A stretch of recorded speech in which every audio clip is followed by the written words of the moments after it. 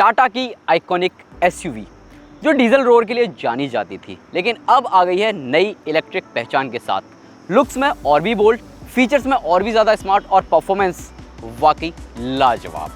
अब सवाल यही है कि क्या हैरियर ईवी शौक के लिए खरीदी जाए या फिर इसकी रियल वर्ल्ड परफॉर्मेंस भी कमाल की है।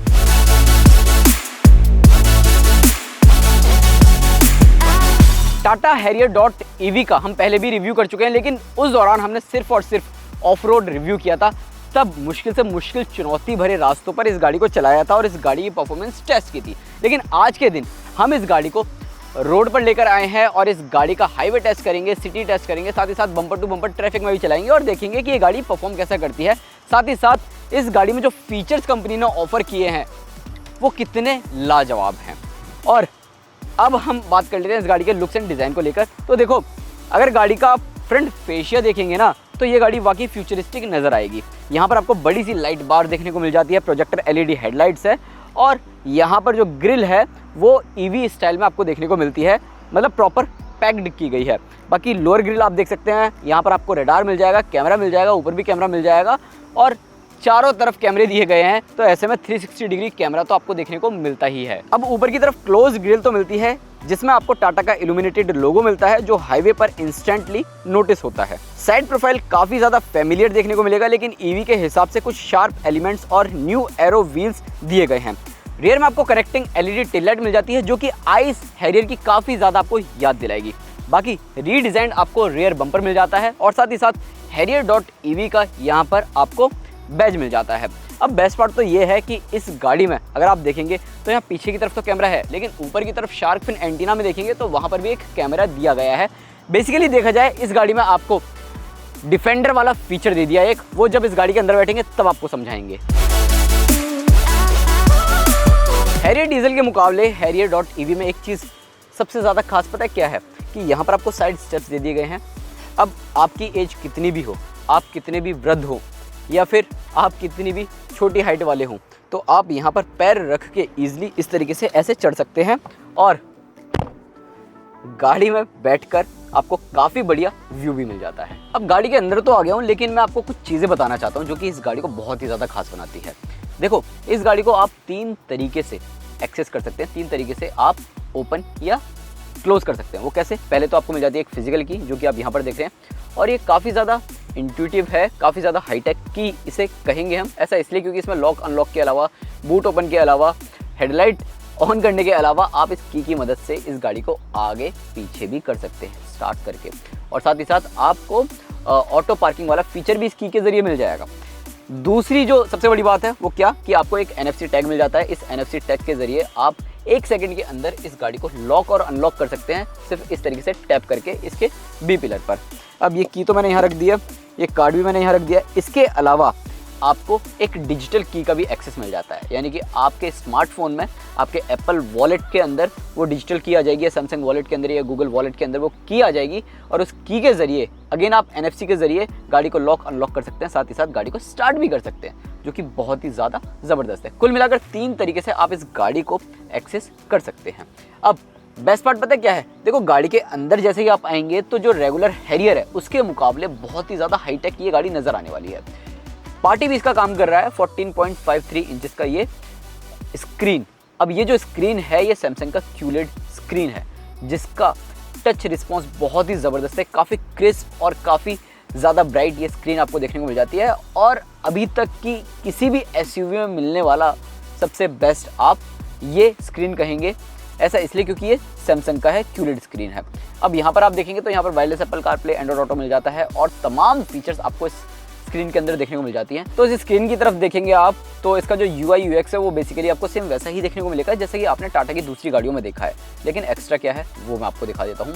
तो आप यहाँ पर देखेंगे, यहाँ पर अमेजॉन एलेक्सा है AQI लेवल बताने के लिए, यहाँ पर एक फीचर दिया गया है और साथ ही साथ ऑटो पार्क असिस्ट का भी है। क्लाइमेट आप अपने हिसाब से सेट कर सकते हैं। हालांकि यहाँ पर आपको सिंगल जोन नहीं डुअल जोन क्लाइमेट कंट्रोल मिलता है जो कि काफ़ी ज़्यादा बढ़िया है। और चीज़ें देखते हैं तो यहाँ पर आपको डॉल्बी डेमो देखने को मिल जाएगा। बेसिकली अब मैं ये चीज़ आपको दिखाता हूँ तो यहाँ पर इसमें आपको डॉल्बी एटमॉस इंटीग्रेटेड मिल जाता है। अगर आप देखेंगे तो किस तरीके से जो साउंड का एक्सपीरियंस है वो आपको मिलने वाला है। सुनो ज़रा ढंग से।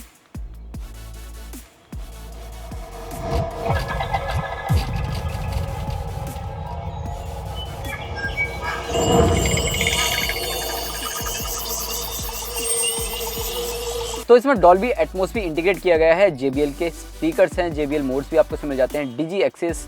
अब ये वही है बेसिकली कि डिजिटल की, यानी कि आप अपने स्मार्टफोन में जो डिजिटल की है उसे आप लेकर इसका एक्सेस हासिल कर सकते हैं। इसके अलावा और नीचे की तरफ अगर आप आएंगे तो यहाँ पर एक है ड्राइव पे। अब ड्राइव पे क्या है वो मैं आपको बता देता हूँ, एक बार समझा देता हूँ। ड्राइव पे बेसिकली एक ऐसा सिस्टम है जिसमें आप चार्जर ढूंढ सकते हैं, चार्जर ढूंढने के साथ साथ आप फास्टैग भी इसी से रिचार्ज कर सकते हैं और साथ ही साथ आप पे भी कर सकते हैं। मतलब आपने गाड़ी चार्ज कर ली है, जो भी टाटा पावर का चार्जर होगा वहाँ से गाड़ी चार्ज की और वहीं पर ही डायरेक्ट आपने पे कर दिया।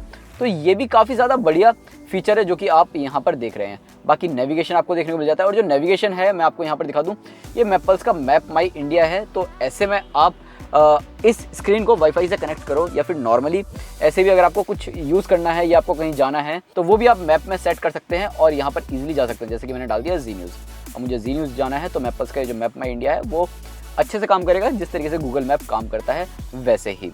यहाँ पर मिल जाता है रिवर्स असिस्ट। ये फीचर बेसिकली हमने BMW की गाड़ियों में देखा है। तो ऐसे में क्या होता है, 50 मीटर तक आप जिस पोजीशन पर गाड़ी आगे लेकर जाएंगे और रिवर्स में लगाते हैं तो ये उसी पोजीशन में गाड़ी 50 मीटर तक पीछे खींच लेती है, जो कि काफ़ी ज़्यादा बढ़िया है। इसके अलावा वॉइस असिस्टेंट मिल जाता है और यहाँ पर साइलेंट मोड भी है। और ये जो फीचर है ये बहुत ही ज़्यादा बढ़िया है। ऐसा इसलिए क्योंकि अक्सर आपने टाटा की गाड़ियों में देखा होगा कि किस तरीके से ऑडियो वार्निंग आपको इरिटेट करती हैं। तो यहाँ पर आपको क्या करना होगा कि ये जो वॉइस अलर्ट वगैरह है आप इसे ऑफ भी कर सकते हो ऑडियो वार्निंग को। अब आपने टाटा की दूसरी गाड़ियों में 360 डिग्री कैमरा तो देखा होगा, लेकिन यहाँ पर सराउंड व्यू में आपको 540 डिग्री कैमरा मिल जाएगा। वो कैसे, वो मैं आपको दिखाता हूँ। जैसे आप इधर की तरफ जाएंगे, यहाँ सेटिंग में जाएंगे, सेटिंग में जाने के बाद SVS कन्वीनियंस सेटिंग और यहाँ पर ट्रांसपेरेंट व्यू अगर आप करते हैं या कार एनिमेशन भी अगर आप ओपन कर देते हैं तो यहाँ देखो, यहाँ पर आपको प्रॉपर ट्रांसपेरेंट व्यू देखने को मिल जाता है, जो कि काफ़ी ज़्यादा बढ़िया है। मतलब कार के नीचे का, कार के सामने का, कार के आगे पीछे जहाँ देखना है आपको वहाँ का व्यू देखने को मिल जाता है, जो कि बहुत ही ज़्यादा ज़बरदस्त है। अब ये तो हो गई टच स्क्रीन की बात, लेकिन अगर आप ऊपर की तरफ देखेंगे ना तो यहाँ IRVM में भी आपको एक स्क्रीन मिल जाती है। ये प्रॉपर eIRVM आप इसे कह सकते हैं, यानी कि इलेक्ट्रॉनिक IRVM, और इसमें बहुत सारे फीचर्स कंपनी ने दिए हैं। तो अब बेसिकली अगर आप यहाँ पर देखेंगे तो मैं यहाँ पर आपको दिखाऊँ, यहाँ पर आप अपने हिसाब से प्रॉपर मिरर में भी सेट कर सकते हैं। साथ ही साथ अगर आपको इसकी स्क्रीन जो है वो ऑन करनी है तो वो भी आप कर सकते हैं। ये बेसिकली आपने जगुआर लैंड रोवर की गाड़ियों में देखा होगा, डिफेंडर में खासकर देखा होगा। जो शार्क फिन में मैंने आपको कैमरा दिखाया था ना, बेसिकली उस कैमरे की जो फुटेज है वो यहाँ पर है। अब बेस्ट पार्ट पता है क्या है? बेस्ट पार्ट ये है कि इस IRVM में आपको सिर्फ फुटेज देखने को नहीं मिल रही है, यहाँ पर फ्रंट में एक कैमरा दिया गया है जो कि इस IRVM में फुटेज दिखा रहा है। और रियर वाला जो कैमरा है ना, ये कैमरा सिर्फ फुटेज दिखा नहीं रहा है, ये रिकॉर्ड भी कर रहा है। तो बेसिकली ये गाड़ी डैश कैम का काम खत्म कर दे रही है। तो यहाँ पर इनबिल्ट आपको डैश कैम मिल जाता है, सारी रिकॉर्डिंग हो रही है इस गाड़ी में। स्टीयरिंग अगर आप देखते हैं तो ये आपको सेम हैरियर फेसलिफ्ट जैसा ही देखने को मिलता है, इल्यूमिनेटेड लोगो के साथ। स्टीयरिंग माउंटेड कंट्रोल्स भी आपको सेम वैसे ही मिलते हैं। पीछे की तरफ पैडल शिफ्टर्स नहीं है, रीजन के लेवल्स मिल जाते हैं जो कि 4 मोड्स में मिलते हैं, 0, 1, 2, 3। और ये जो स्टीयरिंग व्हील है ये आपको टिल्ट भी मिल जाएगा, साथ ही साथ ये आपको टेलीस्कोपिक भी मिल जाएगा। इसके अलावा आपको जो ड्राइवर डिस्प्ले है वो 10.25 इंचेस की मिल जाती है, जो कि आपने हैरियर में भी देखी होगी। लेकिन यहाँ पर जितनी भी जानकारियाँ हैं वो सारी आपको इलेक्ट्रिक व्हीकल से रिलेटेड देखने को मिलती हैं। अब सेंटर कंसोल की तरफ अगर आप देखेंगे तो यहाँ पर ट्रीटमेंट ज़्यादातर आपको हैरियर फेसलिफ्ट वाला ही देखने को मिलता है, लेकिन Harrier.ev के हिसाब से कुछ चीज़ें अलग कर दी हैं। जैसे कि यहाँ पर अब आपको जो रोटरी नॉब है वो ज्वेलरी शेप में देखने को मिलता है, यानी कि ज्वेल्ड नॉब मिल जाता है। और इसी में आपको एक छोटी सी स्क्रीन भी मिल जाती है जिसमें आपको मल्टीपल मोड्स मिल जाते हैं, और वो जितने भी मोड्स हैं वो आपको सारे के सारे ऑफ रोडिंग वाले मिलते हैं। हालांकि एक जो नॉर्मल मोड है वो आपको ऑन रोड मोड मिलता है। अब ऑफ रोड मोड बहुत सारे हैं। साथ ही साथ आपको यहाँ पर लास्ट में अगर आप देखेंगे तो आपको एक मोड ऐसा दिया गया है जो कि बहुत ही ज़्यादा ज़बरदस्त है, जिसका नाम है कस्टम मोड। अब कस्टम मोड में बेसिकली क्या है, आप अपने हिसाब से चीज़ें सेट कर सकते हैं। तो इसमें आपको स्टीयरिंग स्पोर्टी चाहिए वो मिल जाएगा, रीजन लेवल किस पर चाहिए वो आपको मिल जाएगा, ड्राइव मोड स्पोर्ट्स में चाहिए वो मिल जाएगा, टेरेन मोड कौन सा होना चाहिए वो मिल जाएगा। तो ये बेसिकली आप कस्टम मोड के ज़रिए ये सारे मोड्स को यूज़ कर सकते हैं, अपने हिसाब से सेट कर सकते हैं। इसके अलावा यहाँ पर कुछ बटन्स दिए गए हैं जिसमें आपको एक मिल जाता है इको मोड, स्पोर्ट मोड और बूस्ट मोड। बूस्ट मोड में ये गाड़ी बहुत ही ज़्यादा तेज़ तर्रार हो जाती है। साथ ही साथ यहाँ पर आपको एक ऑटो पार्किंग का भी बटन मिल जाता है जिसके चलते आप इस गाड़ी को अपने आप पार्क कर सकते हैं। बाकी यहाँ पर जितनी भी चीज़ें हैं वो आपको काफ़ी ज़्यादा फेमिलियर देखने को मिलती हैं। टाइप ए पोर्ट है, टाइप सी यूएसबी पोर्ट मिल जाता है आपको 45 वॉट की चार्जिंग सपोर्ट के साथ। वायरलेस चार्जिंग पैड मिल जाता है। और जो वायरलेस चार्जिंग पोर्ट है, अगर आप यहाँ पर मोबाइल इस तरीके से रखते हैं ना तो ये थोड़ा सा इरिटेट करता है, जो कि मुझे लगता है कंपनी को यहाँ पर थोड़ा सा काम करना चाहिए था। मतलब आपके ना हाथ यहाँ पर फंसते हुए नज़र आते हैं। बाकी अब आप इस गाड़ी के मटेरियल की बात करेंगे, क्वालिटी की बात करेंगे तो वो काफ़ी ज़्यादा बढ़िया है। काफ़ी ज़्यादा हाई एंड क्वालिटी आपको देखने को मिल जाती है। ऊपर की तरफ आपको सॉफ्ट टच मटेरियल मिलता है। यहाँ पर ये जो टेक्सचर आप देख रहे हैं ये प्लास्टिक है और इसकी जो क्वालिटी है वो भी काफ़ी ज़्यादा बढ़िया मिलती है। यहाँ पियानो ब्लैक फिनिश आप देख सकते हैं। टच बटन्स आपको इधर की तरफ देखने को मिल जाते हैं जो कि काफ़ी ज़्यादा ईजी टू यूज़ है। सीट्स की अगर हम बात करते हैं तो सीटें बहुत ही ज़्यादा बढ़िया है, काफ़ी आरामदायक है। साथ ही साथ ड्राइवर वाली इलेक्ट्रिकली एडजस्टेबल भी है और को ड्राइवर वाली भी इलेक्ट्रिकली एडजस्टेबल देखने को मिलती है। अब फ्रंट में स्टोरेज स्पेस अगर हम देखते हैं तो यहाँ पर आपको ग्लव बॉक्स में अच्छा खासा स्टोरेज कंपार्टमेंट मिल जाता है मल्टीपल फ्लोर्स में। साइड जो डोर पॉकेट्स हैं वहाँ पर भी आपको अच्छा खासा स्टोरेज स्पेस मिल जाता है। यहाँ पर आपको 2 बड़े बड़े कप होल्डर्स मिल जाते हैं। इनफैक्ट एक वाटर बॉटल भी आप बीच में रख सकते हैं। आर्मरेस्ट के अंदर भी अच्छा खासा स्टोरेज स्पेस है और यहाँ पर 12 वोल्ट का सॉकेट भी है। और अगर आप देखेंगे तो 2 टाइप ए यूएसबी पोर्ट्स भी हैं। और ये जो आर्मरेस्ट है ये स्लाइडिंग फंक्शन के साथ भी आपको देखने को मिलता है। अब चलते हैं रियर सीट्स पर। अब टाटा हैरियर.EV के रियर सीट्स पर अगर आप आएंगे तो यहाँ पर भी देखो स्पेस तो काफ़ी ज़्यादा बढ़िया मिल जाता है। नीचे बैटरी पैक लगाने के बावजूद भी कंपनी ने इस गाड़ी के फ्लोर पर काफ़ी बढ़िया काम करा है। फ्लैट फ्लोर आपको मिल जाता है पूरी तरह। और स्पेस की भी अगर आप बात करते हैं तो यहाँ पर भी स्पेस में कॉम्प्रोमाइज़ ना के बराबर है। बाकी यहाँ पर सीट्स अगर आप देखेंगे तो यहाँ पर काफ़ी बढ़िया सीटें मिल जाती है। अंडरनीथ थाई सपोर्ट ठीक ठाक मिलता है। लेग रूम काफ़ी बढ़िया है। हेड रूम आप यहाँ पर देख सकते हैं। अब बेस्ट पार्ट पता है क्या है कि यहाँ पर ना आपको प्रॉपर एक बॉस सीट मिल जाती है। आप यहाँ बैठे बैठे जो को ड्राइवर वाली सीट है आप उसे इस तरीके से इलेक्ट्रिकली आगे खिसका सकते हैं। साथ ही साथ इसका बैक एंगल रेस्ट भी आप आगे पीछे कर सकते हैं अपने हिसाब से, जहाँ पर आप पीछे की तरफ कंफर्टेबल बैठ सकें। बाकी यहाँ 3 लोग आराम से बैठ जाएंगे अगर आप बिठाएंगे और तीनों को कोई दिक्कत नहीं होने वाली है। सिर्फ बीच वाले को थोड़ी सी दिक्कत होगी, ऐसा इसलिए क्योंकि यहाँ पर बीच में कोई भी एडजस्टेबल हेडरेस्ट नहीं है।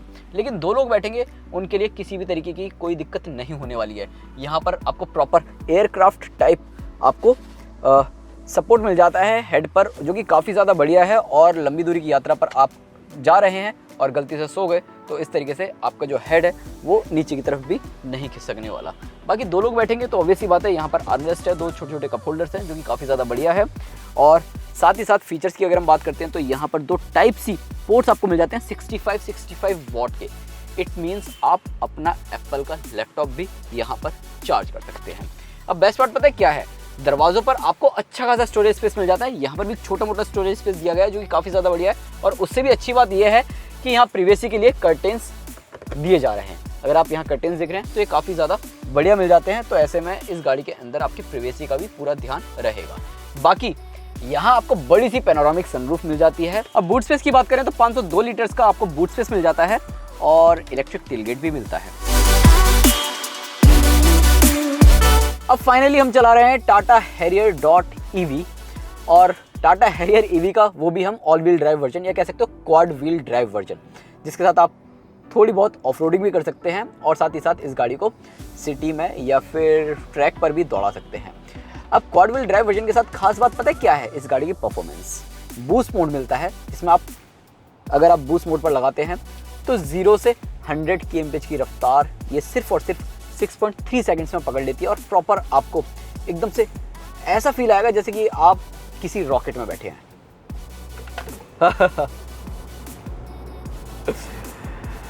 396 PS की पावर, 504 न्यूटन मीटर का टॉर्क आपको इसमें मिल जाता है। अब ये जो गाड़ी है आपको 65 किलोवाट आवर बैटरी पैक और 75 किलोवाट आवर बैटरी पैक के साथ मिलती है। 65 किलोवाट आवर बैटरी पैक जो है वो रियर व्हील ड्राइव सिस्टम के साथ ही आता है सिर्फ, लेकिन 75 किलोवाट आवर वाला जो बैटरी पैक है वो रियर व्हील ड्राइव और साथ ही साथ ऑल व्हील ड्राइव दोनों ही वर्जन के साथ आता है।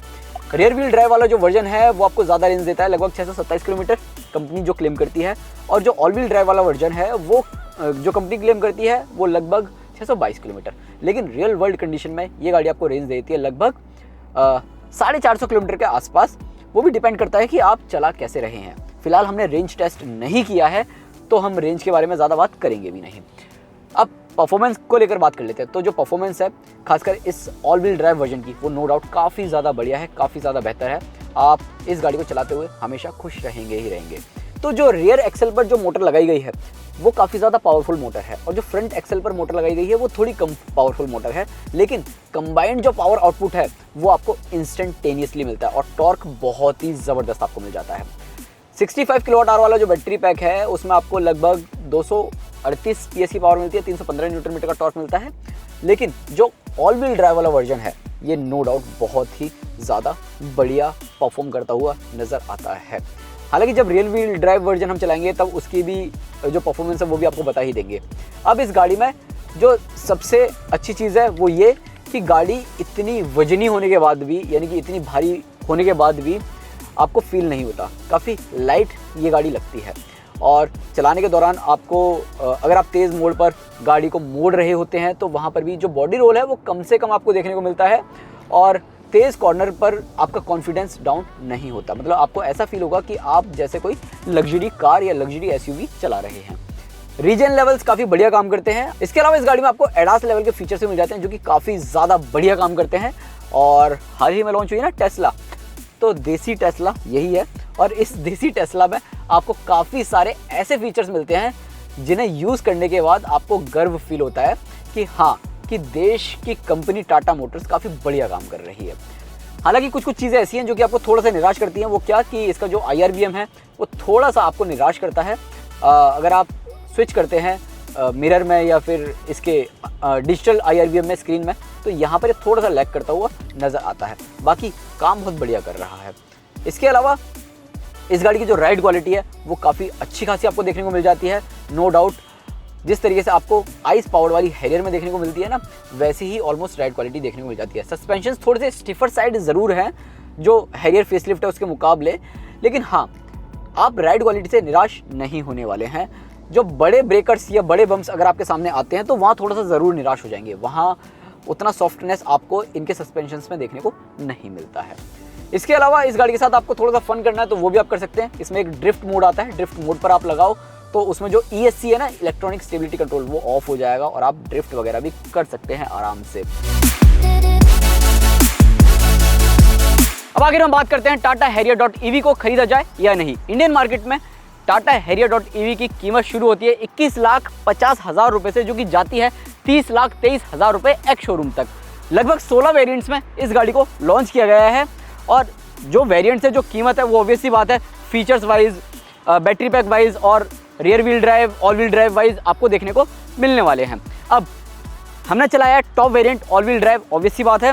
तो इस गाड़ी में जिस हिसाब से कंपनी परफॉर्मेंस ऑफर कर रही है, फीचर्स ऑफर कर रही है, स्पेस ऑफर कर रही है, कंफर्ट ऑफर कर रही है, मेरी मानो तो ये गाड़ी वैल्यू फॉर मनी साबित हो रही है ओवरऑल। बाकी आप बताओ आपकी क्या राय है इस टाटा हैरियर.EV को लेकर।